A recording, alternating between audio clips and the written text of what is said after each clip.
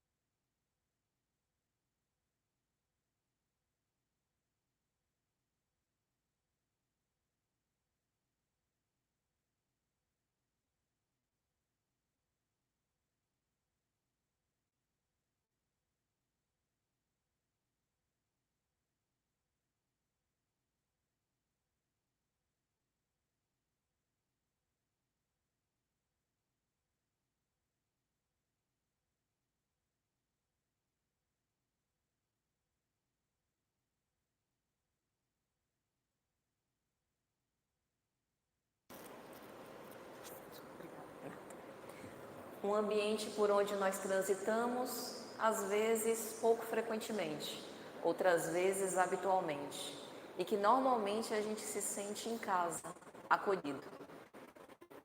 A casa espírita recebe frequentadores habituais e às vezes aqueles por primeira vez. Daí a importância de uma casa espírita emulando o comportamento crístico que funcionava como uma casa de acolhimento. Todos aqueles que se direcionavam para ele não se afastavam da sua presença sem que tivessem uma palavra e um gesto de carinho, de escuta, de entendimento. Nós transformarmos esse ambiente de amor, que é composto pela colaboração de muitas mãos, encarnadas e desencarnadas, também num ambiente doutrinário em que a gente reflete e rememora esses ensinamentos de Jesus. E por vezes nós revisitamos, como é o caso de hoje, temas que são muito caros à nossa tão amada doutrina espírita, temas que para aqueles que já somos versados no espiritismo e que já estudamos e conhecemos de muito, já sabemos de cor e salteado, mas é sempre importante nós revisitarmos para que, em expandindo a nossa consciência pelas experiências que a gente passa durante a nossa vida, a gente sempre possa resgatar mais um ensinamento, mais um ponto ainda desconhecido sobre esse conhecimento infindável que Jesus veio nos trazer e a doutrina espírita em particular veio nos elucidar. Por que eu estou dizendo isso? Nos últimos meses eu tenho observado dentro do meu círculo pessoal pessoas que não são espíritas interessadas no espiritismo. Às vezes, pessoas que têm medo dos espíritos, medo de falar sobre a morte, medo de tocar no tema da reencarnação. E que fazem perguntas muito similares às perguntas encontradas e proferidas por Allan Kardec em O Livro dos Espíritos. Perguntas que nós muitas vezes nos fizemos quando adentramos a casa espírita e perguntas que ainda, para nós que já temos uma caminhada dentro do Espiritismo, sempre nos fazem pensar sobre a importância dessa doutrina e sobre o quanto ela pode ser transformadora para as nossas vidas. Hoje pela manhã, um amigo perguntou para mim o seguinte: Patrícia, sabe que eu tenho algumas dúvidas? Por exemplo, Cauã Raymond, esse ator que tem tanto talento e tanta beleza, depois da morte, para onde ele vai? Se a reencarnação existe, ele renascerá como alguém desprovido de beleza ou vem com a beleza que já lhe foi herdada por conta dessa experiência? Stephen Hawking, aquele famoso cientista e brilhante, que padeceu sobre dolorosas circunstâncias por conta da doença degenerativa que o deixou completamente imóvel do pescoço para baixo. Não obstante todas as conquistas, os livros que escreveu, o desenvolvimento da inteligência e as contribuições outras que ele legou à humanidade em relação à perseverança, em relação à própria motivação, à superação dos próprios desafios, o que lhe sucedeu depois da morte? Para onde ele foi? E ele, sendo a reencarnação uma verdade, reencarnaria no mesmo corpo atávico, ou ele encorparia, um corpo são, tendo uma experiência diferente? E eu, como homem, posso retornar num corpo feminino? E como que ficam as minhas peculiaridades psicológicas, as minhas experiências transatas que já tive como homem encarnando no corpo feminino? Será que eu vou conseguir me adaptar com esse novo corpo? Quais são as transformações que se operam? E se a reencarnação existe, por que é necessário que eu nasça de novo? E aí a gente chega no tema da nossa palestra. Veja que interessante. Questionamentos de alguém que não conhece a doutrina espírita, de um ser humano que observa o transcorrer das experiências, que se questiona sobre a sua própria existência, sobre a sua função, sobre o seu lugar e, mais importante, que se preocupa com o futuro, que se preocupa com o dia depois de amanhã, que tem medo desses temas relacionados com a morte por desconhecer o que nos sucede na vida além túmulo. O que é a vida espiritual? Qual a situação que cada um de nós vai ter depois de transpassadas as portas do túmulo? E ao responder, eu recorri a algumas frases de Jesus direcionadas a Nicodemos, na obra Boa Nova, pelo Espírito Humberto de Campos, Psicografia de Chico Xavier, no capítulo intitulado Lição a Nicodemos. Numa das frases, Cristo vai dizer: o corpo é apenas uma veste. E isso já responde boa parte dessas inquietações. Se um corpo é uma veste, um dos motivos pelos quais é preciso que nasçamos de novo se dá pela alternância de experiências habitando diferentes corpos, com diferentes características fisiológicas e biológicas, com diferentes compleições psicológicas daquele tipo de experiência, imersos em diferentes culturas, com diferentes perspectivas de visão de mundo, com diferentes funções sociais executadas por cada um de nós, porque cada uma dessas dimensões dá a nós a possibilidade de termos experiências que nós possamos aurir sabedoria para incorporar ao espírito imortal que todos nós somos.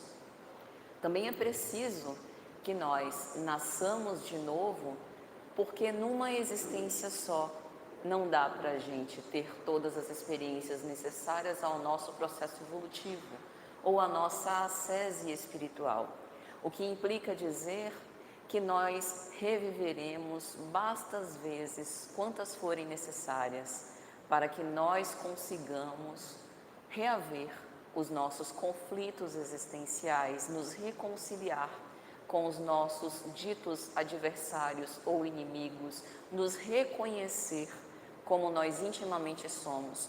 Então, a reencarnação, ela também patrocina o processo de autoconhecimento. Porque se nessa existência eu invisto no meu processo de autoconhecimento, bem se vê que essa dimensão do conhecimento da minha realidade íntima tem limites circunscritos à personalidade patrícia que eu habito. Afinal, eu não posso entender ou conhecer quem eu sou fora dessa personalidade. E a sabedoria do alto também está nisso, dividindo a nossa vida imortal em pequenos fascículos de uma forma extremamente didática, oferta para nós as oportunidades para que a gente selecione por grau de importância, de prioridade, aqueles itens que primeiramente são mais importantes que a gente venha desenvolver. E eu estou falando aqui de virtudes. E nesse processo, a família tem uma participação muito especial. Emmanuel, na obra Pensamento e Vida, no capítulo dedicado à família, vai dizer que a família consanguínea, ou seja, aquela na qual nós renascemos, é o centro essencial dos nossos reflexos. Se alguém tinha alguma dúvida que Deus não errava de endereço, agora não tem mais dúvida alguma. Além dele não errar de endereço, estamos na família com a resposta para a nossa tão antiga pergunta: qual o meu propósito de vida? Qual a minha missão nessa existência? O que eu vim retratar aqui? Qual o problema que eu preciso resolver? Quais são as áreas que eu preciso desenvolver? Temos um indício para essa resposta analisando os nossos pendores e as nossas tendências. Os padrões repetitivos mostram as lições que nós resistimos ainda a aprender. E além disso, se olharmos para a nossa família e para as necessidades, as carências que nós temos nesse convívio familiar, vamos entender quais virtudes prioritariamente deveríamos desenvolver. Ou seja, se tenho parentes difíceis que exigem a minha compreensão, que são um contínuo exercício de perdão e tolerância, provavelmente eu preciso desenvolver a paciência ao lidar com interesses opostos, com visões de mundo diferentes, com culturas muitas vezes distintas, com uma diversidade de visões de mundo. Se eu, dentro da família, tenho dificuldades, por exemplo, em relação a tolerar o contraditório, exigindo que os outros reconheçam as minhas ações de amor, achando que os outros são ingratos quando não façam, exigindo para mim o reconhecimento e os aplausos com respeito a esses pequenos investimentos, talvez a família me mostre que ali é um berço para o exercício da humildade, o desapego, a abnegação. Eu acho curioso esse tema da abnegação, porque quando nós vemos os grandes mártires, cristãos ou não, aqueles que devotaram a sua vida no exercício de amor pelos outros, na abnegação, a gente tem uma característica muito peculiar e especial. Os verdadeiramente, genuinamente abnegados não sentem falta, carência de retribuição. O ato da abnegação os alimenta. E às vezes a gente quer forçar uma abnegação por conta dos ditames cristãos, por conta daquilo que a gente vê o Cristo exemplificar na sua vida prática. Mas tudo é um exercício, por isso é preciso que nós nasçamos de novo. Muitas lições, por complexas, porque complexa é a diversidade humana, porque complexo é o desenvolvimento do ser espiritual, nós estamos apenas ensaiando as primeiras fases do nosso estágio como seres humanos, ainda não atingimos a humanidade integral. A humanidade integral está em Cristo.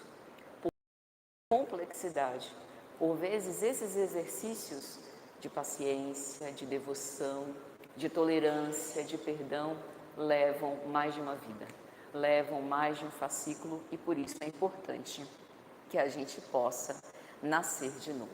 Além disso, retornar ao mundo espiritual nos confere um mecanismo muito inteligente da sabedoria do Altíssimo, porque nós estamos defrontados perante a verdade. É bem verdade que alguns de nós passamos anos, décadas, séculos, por vezes, de olhos cerrados perante a verdade.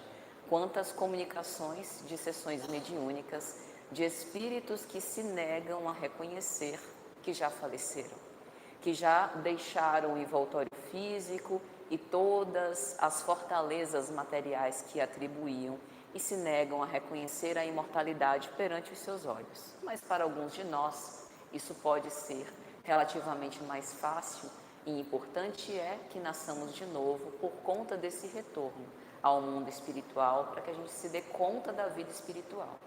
Vida espiritual que a gente não precisa morrer para viver. Desde a vida presente, à medida que a gente vá se desapegando das coisas do mundo material, necessariamente vamos vivendo mais a vida espiritual.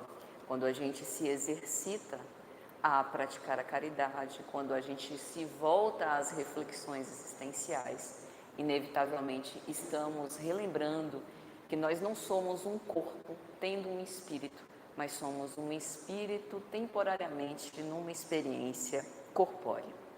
E voltando a esse capítulo que eu citei, de Boa Nova, o capítulo 14, lição a Nicodemos, Humberto de Campos vai narrar que naquela época os fariseus conservavam um extremo apego aos antigos escritos. E aí alguns de nós poderíamos pensar, mas isso não é bom? A fidelidade doutrinária, o cumprimento fiel da lei, da Torá, e a prática desses ensinamentos, em teoria, até que seria, se eles não tivessem excessivamente afeiçoados à letra e isso os impedisse de respirar o espírito daquelas palavras. Quantos de nós arranjamos briga, discussões inférteis por conta de uma interpretação literal dos textos sagrados? Então, o problema não é dos textos sagrados, mas da nossa visão, que muitas vezes precisa se ampliar, como, por exemplo, o profeta Isaías, que não obstante ter sido um conhecido profeta do Antigo Testamento, conseguia entender a profundidade do amor divino, não obstante outros terem uma interpretação literal de um Deus extremamente punitivo e vingativo. Então, Humberto de Campos vai apontar que aquela época era muito comum a interpretação rigorista da lei, e em alguns casos isso se dava não por ignorância ou por uma dificuldade de visão, mas por uma deliberada decisão de conciliar as posições políticas e religiosas que à época representavam os mesmos postos com as conveniências da vida material. E Cristo veio para se antepor às conveniências do mundo material. O Evangelho nos mostra uma lição que vai na contramão dos interesses mundanos. No capítulo 23 do Evangelho segundo o Espiritismo, Estranha Moral, Kardec vai fazer questão de colocar algumas falas de Jesus que, tomadas ao pé da letra, na superficialidade da leitura, parecem contraditórias ao ensino de amor, de misericórdia, de tolerância e de perdão.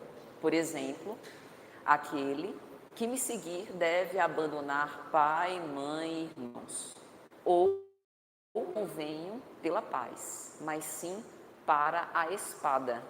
E eu quero que o fogo tome conta da terra e me regozijo que isso aconteça. Lendo isso superficialmente, a gente vai achar que Cristo era um incendiário. E isso não se coaduna com a mensagem de amor que ele foi não apenas intérprete, mas que viveu. O fogo a que Jesus se refere, nem se vê, não é um fogo material, mas o fogo espiritual. O fogo que purifica, o fogo que esteriliza, o fogo que discerne, o fogo que renova. A espada, que é o símbolo da decisão, ainda que dentro das famílias, justamente por conta da diversidade dos espíritos, do corpo gerar o corpo, mas o espírito não gerar o espírito, dentro de uma mesma família, às vezes a gente vê visões de mundo diferentes, convicções religiosas diferentes, valores de vida eleitos de pais e filhos de uma forma, às vezes, até dissonante. e isso não necessariamente pode invalidar a convivência. O que vai definir é como nós levamos adiante as nossas diferenças, se respeitando a nossa própria liberdade e a liberdade do outro e seguindo juntos, porque o movimento de ascese espiritual é sempre individual, mas solidário uns com os outros, ou se a gente vai transformar essas diferenças que nos distinguem em motivo de rupturas e de brigas. Cristo nos avisou que em alguns momentos isso talvez fosse necessário, não literalmente a briga e a separação, mas intimamente a nossa distinção sobre os valores que a gente elege e os valores do lado de fora. Então, toda a mensagem do Evangelho é uma mensagem que vai na contramão dos interesses mundanos, e isso irritava profundamente os fariseus, que estavam à caça de qualquer motivo para levar Jesus à morte. Era preciso extingui-lo, porque a sua caridade, o seu gesto de generosidade apontava para uma falha farisaica, afeitos à letra e pouco afeitos ao lado da beneficência, tão importante para dirimir pelo menos um pouco as alarmantes desigualdades sociais. Dentro do Templo de Jerusalém, a opulência, mármore, ouro, pedras preciosas, tecidos acetinados. Do lado de fora e às vezes não tão distante, à porta do templo, a mendicância, a fome, a pobreza, a lepra, a miséria extrema. Como coadunar? Representantes de Deus sendo contrários à própria lei de amor. Então foi essa distinção que o Cristo veio trazer. E bem se vê que esse descontentamento farisaico se dá por conta de algumas mazelas ainda hoje presentes em nós. A inveja, o orgulho, a falta de humildade, de reconhecer aquele Messias insuportavelmente simples e generoso, sempre fraterno, sempre solidário e sem uma pedra onde reclinar a cabeça. Nada de material lhe regozijava. Ele não tinha o interesse de se coadunar ou acumpliciar com os mais poderosos sob risco de morrer. Ele nada temia, a não ser não viver uma vida digna. Então, esses anseios da ascese espiritual começaram a ser despertados entre os seguidores de Jesus, entre aqueles que lhe ouviam as palestras e lhe observavam os gestos carinhosos. Jesus despertava paixões. E é interessante porque em Jesus e Atualidade, uma obra de Joana de Ângeles, ela vai colocar um capítulo intitulado Jesus e Inimigos. E ela diz, Jesus não tinha inimigos, mas alguns dele se fizeram inimigos, justamente por uma projeção dos próprios conflitos íntimos projetados na figura daquele Messias perfeito, como Saulo de Tarso, que tinha perseguido Estevão e mais tarde acusa o Cristo de ser o autor da sua própria infelicidade, quando na verdade ele mesmo foi autor da própria desdita. Então Jesus observava que em derredor dele haviam pessoas movidas por um sincero interesse de aprender e de ouvi-lo, por pessoas que tinham uma certa curiosidade desconfiada em relação aos seus ensinos, por aqueles que perseguiam ferrenhamente as suas ações e também os seus discípulos, e por aqueles que faziam uma apologia franca aos seus ensinamentos, fazendo a famosa propaganda de boca a ouvido, o que irritava ainda mais o farisaísmo da época. E Humberto de Campos vai definir Nicodemos como um fariseu notável, pelo coração bem formado e pelos dotes de inteligência. Então aqui nós temos marcada uma distinção. Um judeu fiel aos seus princípios, que via na figura do Cristo a figura do Messias e o admirava por conta dos seus ensinamentos, reconhecendo o Mestre e também por conta das suas ações, mas ainda não estava preparado para tergiversar para dar as costas ao comodismo e às vantagens de ser um fariseu. Então encontra Jesus às escondidas, na calada da noite, na casa de Simão Pedro, disfarçadamente, mas estava movido por interesses sinceros. E a primeira pergunta de Nicodemos a Jesus é a seguinte: Mestre, quais recursos eu devo lançar mão para conhecer o reino de Deus? Essa era uma questão muito frequente entre os seguidores de Jesus e principalmente entre os seus apóstolos. Porque através dessa linguagem metafórica, alegórica, das parábolas, Jesus fazia comparações de coisas intangíveis. Ele apresentava o mundo espiritual de uma forma extremamente simples, utilizando elementos conhecidos por aqueles que muitas vezes não tinham uma instrução tão sofisticada como era o caso de Nicodemos, que era um doutor da lei. Então, seria muito fácil da gente pensar que se Jesus utiliza esses recursos pedagógicos e didáticos com pessoas simples como lavadeiras, cobradores de impostos, publicanos, pescadores, carpinteiros, e eles entendem, um doutor da lei tem a capacidade de entender de uma forma muito maior. Afinal, estudou para isso. Mas a gente vai ver durante o diálogo que não é bem isso que aconteceu. O reino de Deus, esse reino imperecível, invisível aos olhos, aguçava a imaginação de Nicodemos e ele pergunta ao Cristo como conhecê-lo. E Jesus, com a sua argúcia psicológica profunda, vai responder o seguinte: antes de raciocinar sobre a lei, é preciso sentir os textos. Mas ninguém conhecerá o reino de Deus se não nascer de novo. O que Jesus está querendo dizer com sentir os textos? Porque um texto é algo que objetivamente, intelectualmente interpreta, utilizando os recursos de que a gente dispõe para poder extrair do texto a sua lição. O que significa sentir o texto? Haveria uma espécie de intuição que a gente acionasse no momento da leitura para ir além das palavras. Por exemplo, quando a gente lê uma epístola paulina, às vezes a gente sente a própria alma de Paulo conversando conosco através das suas palavras, a transmissão da sua energia, da sua coragem, da sua perseverança, às vezes a transmissão do seu sofrimento. Quando, por exemplo, nas últimas epístolas, as 2 epístolas que ele escreve a Timóteo, em que ele está sozinho, apenas com a presença de Lucas, e ele literalmente chora sobre os textos, é como se ao ler aquela carta a gente sentisse um pouco da solidão e um pouco do sofrimento de Paulo. Então, o que é sentir o texto? É entender o contexto no qual o texto foi escrito, é ir além das palavras, mas como ir além das palavras? Talvez esses tenham sido os questionamentos de Nicodemos. E como será possível nascer de novo? Veja que Nicodemos é um símbolo. Era um homem, mas ele também representa um símbolo. O símbolo do terra a terra.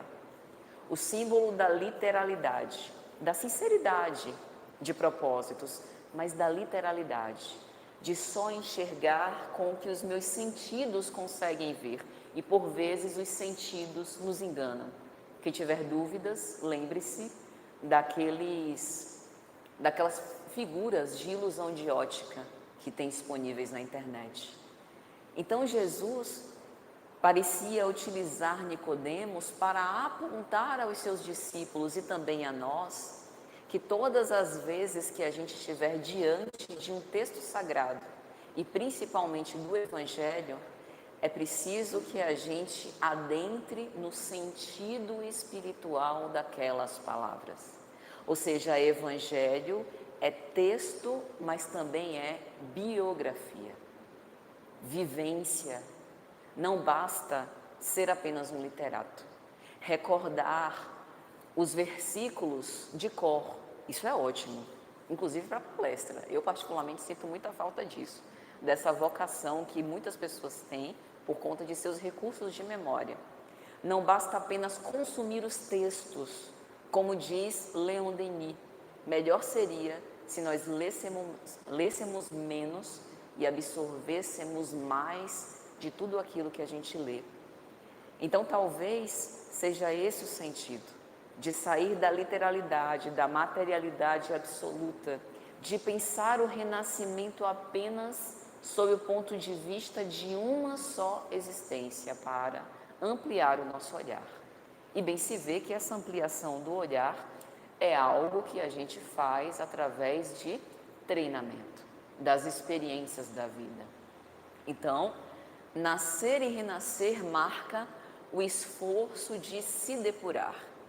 E a gente renasce pelo corpo, mas existe um outro tipo de renascimento muito mais elaborado, que é o renascimento pelo espírito.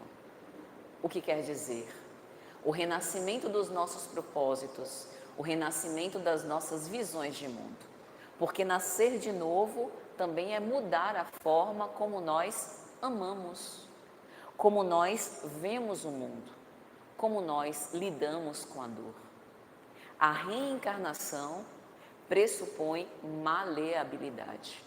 Vocês já perceberam a dinâmica da vida? Como as cenas se alternam, a pandemia foi um exemplo emblemático disso. As cenas se alternam sem avisar, data para começar e data para terminar. Eu me lembro que em fevereiro de 2020, eu achava que a pandemia ia durar 15 dias. Que nada, isso é lá na China, vai chegar aqui não. 3 dias depois, o primeiro caso no Brasil. 15 dias já está tudo tranquilo, já acabou esse vírus e a gente vai seguir vida normal, até hoje, usando máscara.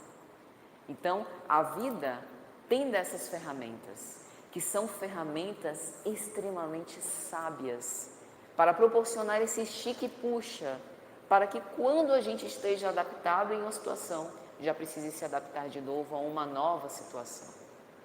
Desenvolvendo maleabilidade e novos recursos, novas habilidades, novas competências para que a gente possa lidar com situações diversas e adversas. E por que mudar a forma como nós amamos? Porque não é outro o propósito do ser espiritual. Já observaram que tudo se resume ao amor? Quando nós falamos de compreensão, nós falamos de amor.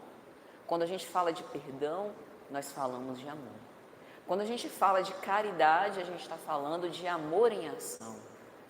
A nossa forma de amar ainda carrega muito os reflexos das nossas expectativas, das nossas crenças, da forma como a gente se vê, da forma como a gente enxerga o outro e da forma como a gente enxerga a vida.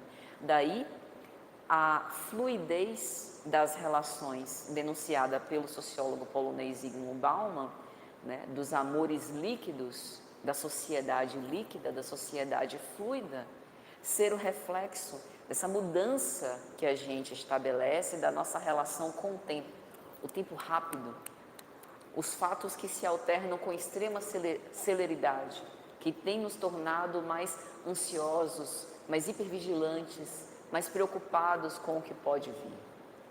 Então, essa situação, né, cuja resposta, bem se vê, precisamos aprimorar e trabalhar, também está colocada para que a gente consiga transformar a forma como a gente lida com essas adversidades, com esses mal-estares. Nascer de novo para enfrentar e trabalhar conflitos existenciais, porque muitos de nós, inclusive espíritas, estamos colocando os nossos conflitos um a um debaixo do tapete. Culpa, deixa para depois. Ressentimento, deixa aqui debaixo, não vou mexer nisso agora, porque tem muita coisa para resolver, depois eu penso nisso. Fobias, não, é só evitar os locais ou as situações que me atiçam para depois eu pensar nisso. Uma hora a conta vem. E as reencarnações nos ajudam justamente a sacudir.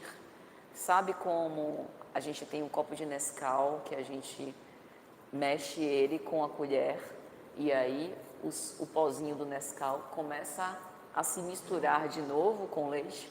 Mais ou menos isso que acontece a cada reencarnação. A tentativa da gente homogeneizar, digamos assim, os conflitos e as virtudes e todas as nossas tendências herdadas dessas múltiplas experiências.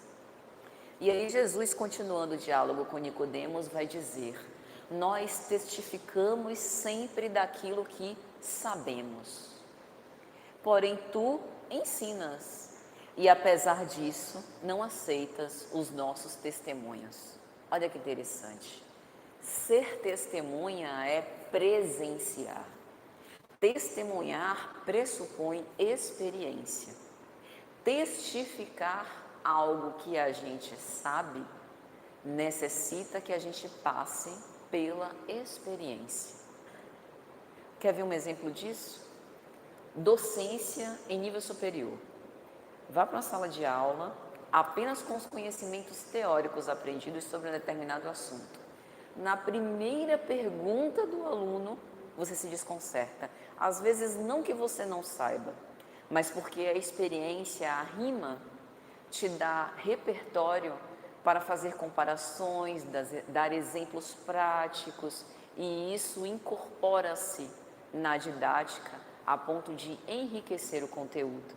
Então, olhando o diálogo de Jesus e Nicodemos à primeira vista, parece, nossa, como Jesus foi grosso com Nicodemos, descortês, dizendo que pelo fato dele ser um doutor da lei, portanto, ensinar, ele deveria saber que necessário é nascer de novo para entender, entrar, ver o reino dos céus. Mas não. Jesus, na verdade, está sendo bastante sutil e pedagógico ao esclarecer para Nicodemos que, ao ensinar, a gente assume uma responsabilidade muito grande de precisar vivenciar na prática aquilo que a gente ensina, para que isso tenha sabor de verdade, ou pelo menos de nos comprometer e de nos responsabilizar a viver e nos abrir aos testemunhos de quem já viveu.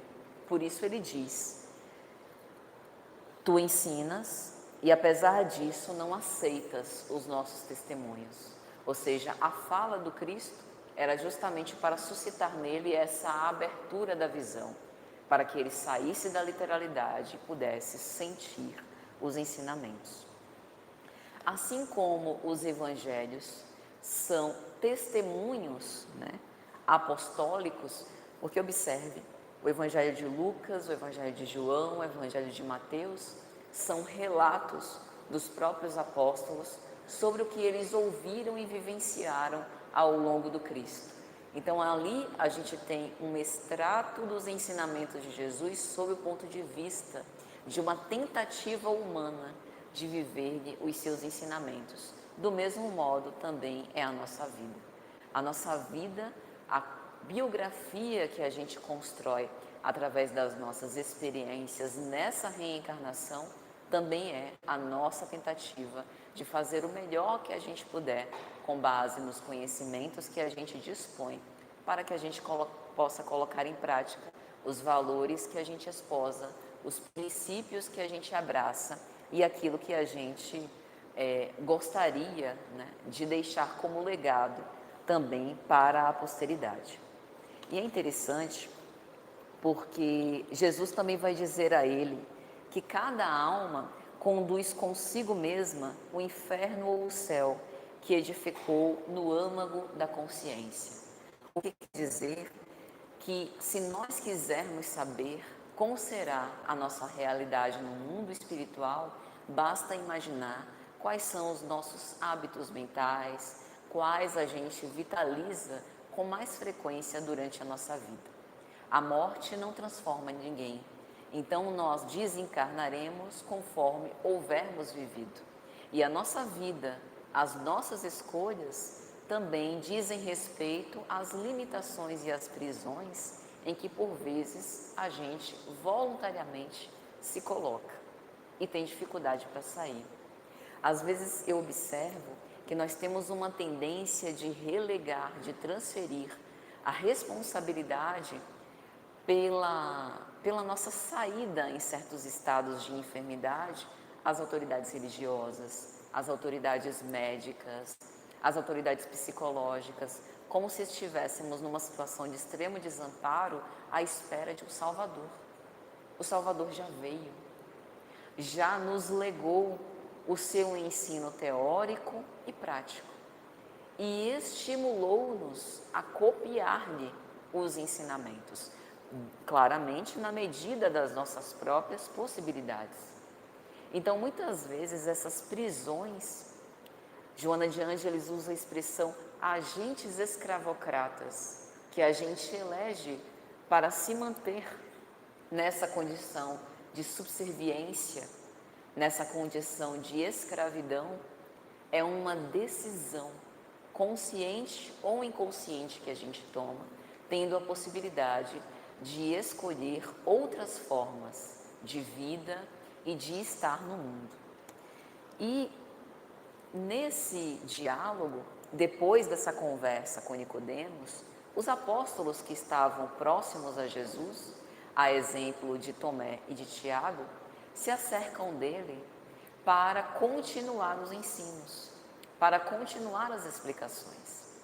E Jesus, esclarecendo-os, vai dizer também: vocês ainda não observaram como antes dos mandamentos de honrar pai e mãe, não adulterarás e não matarás no Antigo Testamento, o primeiro mandamento é uma lei de amor.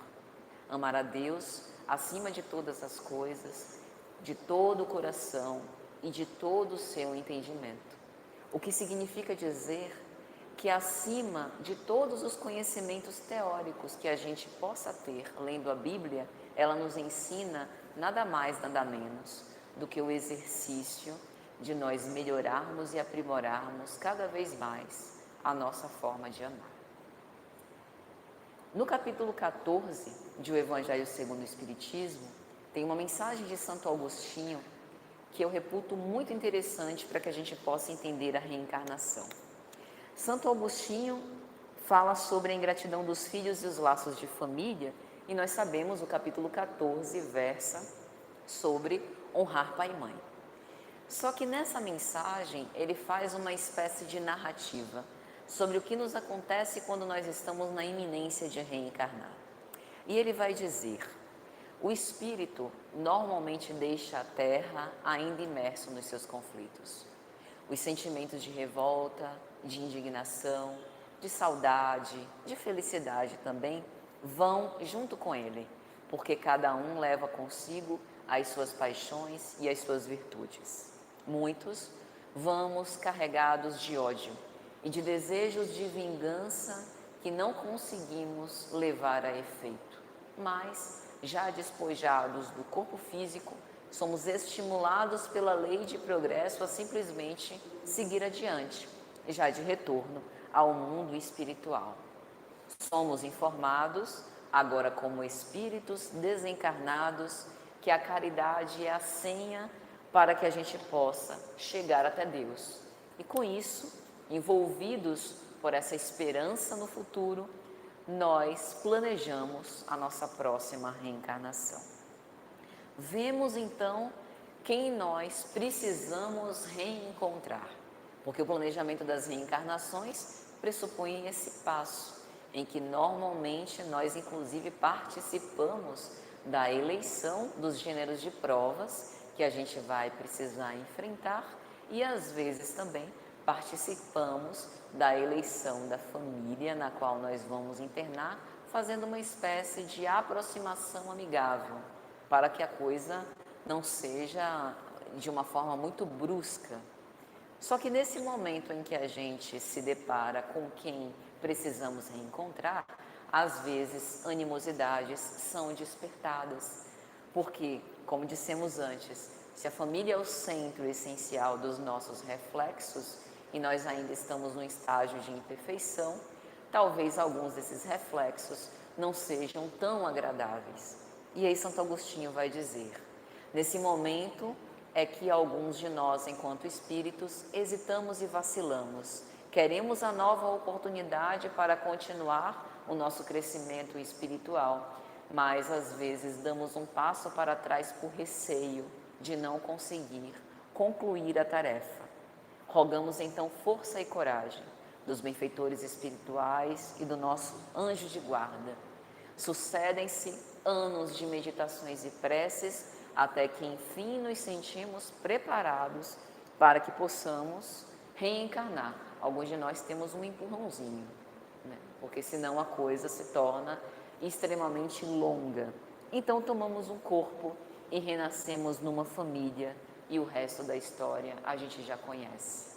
Quando nós estamos em meio às situações cotidianas e no dia a dia é que a gente percebe as necessidades de fazer esses pequenos esforços de transformação do nosso mundo íntimo.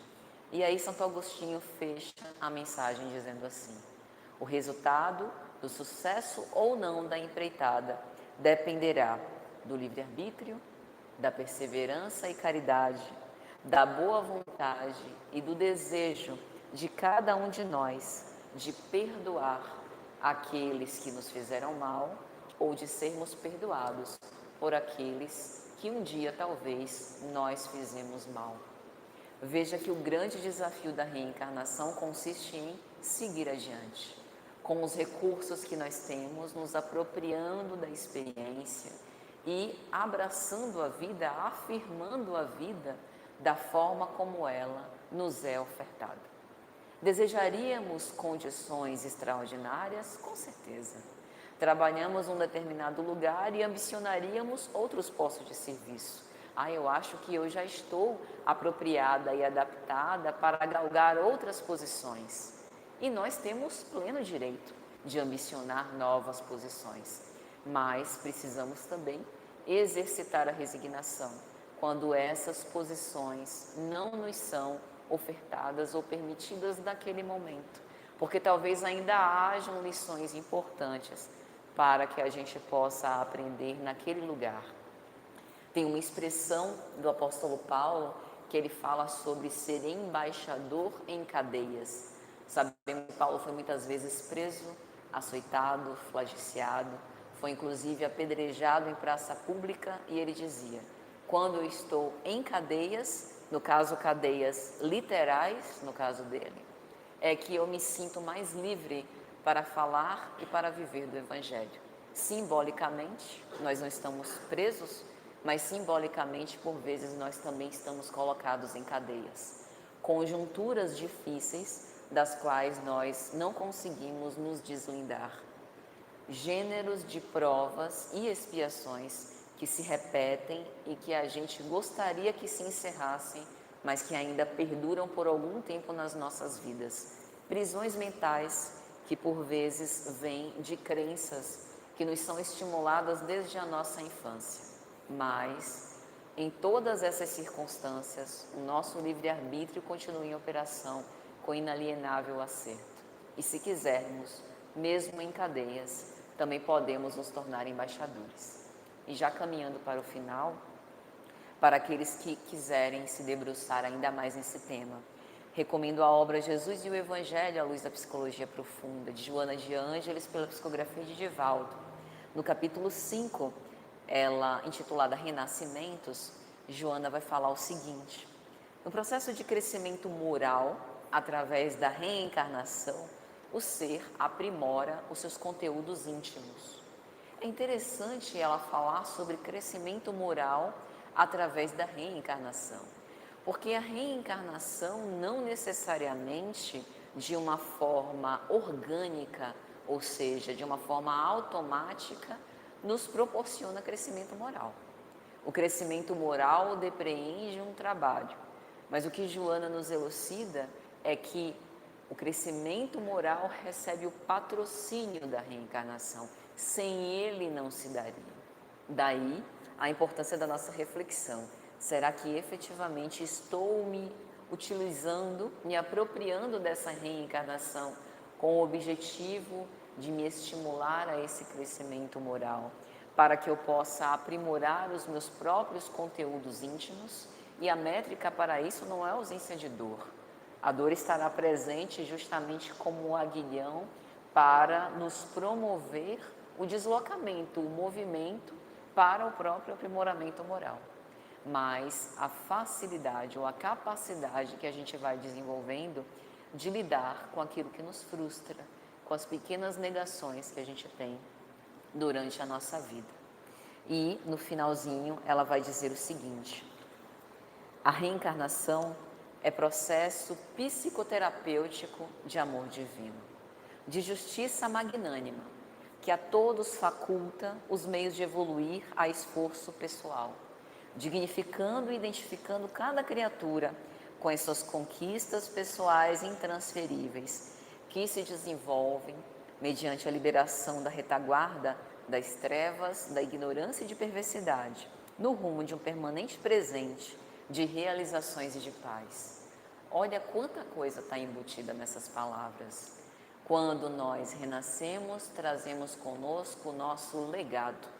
Somos herdeiros de nós mesmos e temos já uma mala cheia de imperfeições, conflitos, perversidades, ignorâncias que precisamos esclarecer, mas também temos um conjunto de virtudes e de coisas boas que desenvolvemos através de experiências transatas que vamos utilizar como formas de reformar o nosso caráter cada vez mais. Uma das coisas interessantes também dessa fala é que as conquistas pessoais, como diz a benfeitora, são intransferíveis. O que quer dizer que por mais que eu ame muito uma criatura, eu não posso evoluir para ela. E também ocorre conosco em relação às outras pessoas. Por mais que o nosso anjo de guarda, os nossos mentores espirituais desejem ardentemente nos ver reluzindo a nossa luz perante os olhos dos homens, o máximo que eles podem fazer é nos estimular e instilar o bom ânimo e a perseverança, mas o trabalho, inevitavelmente, sempre será nosso. Então, que o Senhor Jesus nos conceda sempre força, perseverança e caridade, para que nós possamos nos apropriar dessa reencarnação, a fim de ver o reino de Deus. Muita paz a todos e muito obrigada.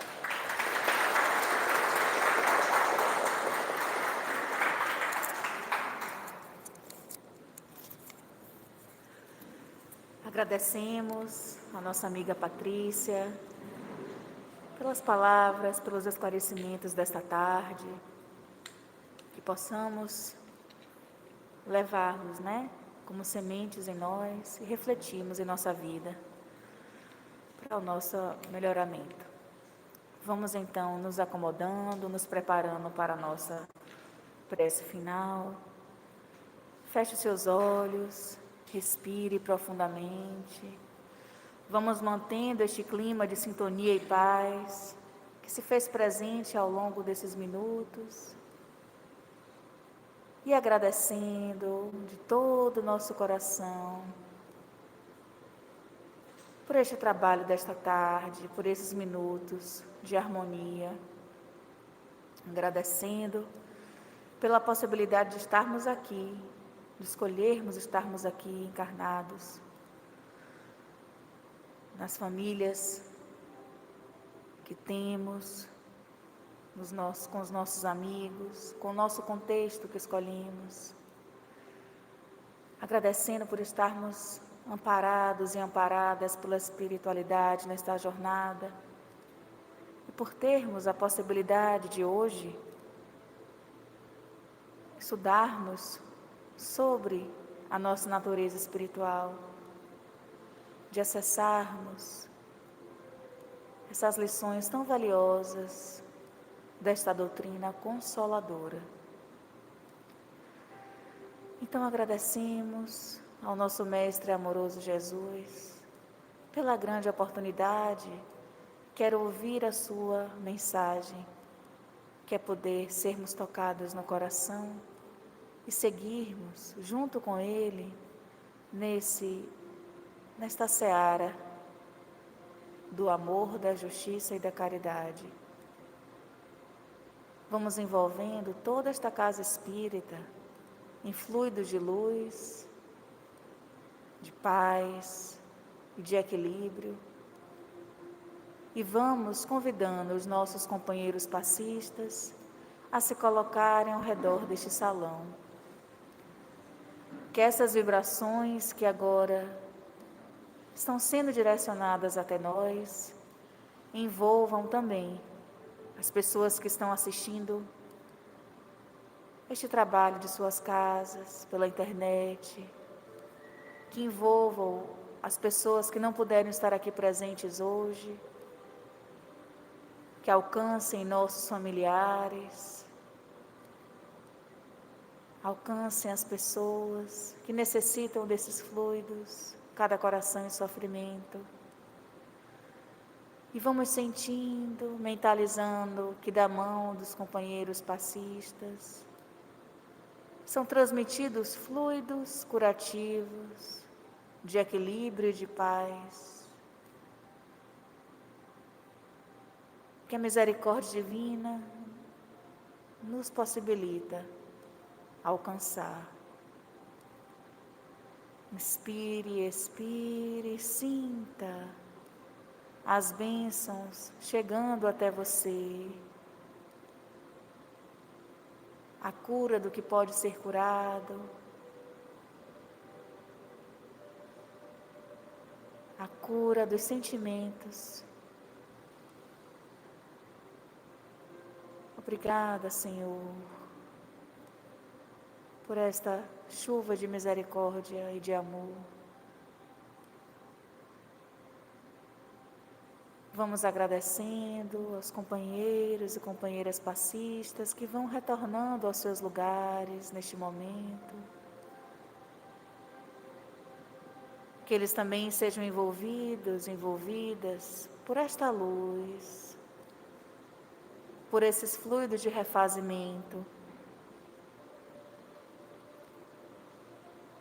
E juntos, em uma única voz, dizemos: Mestre de amor, muito obrigada pelo cuidado recebido nesta tarde.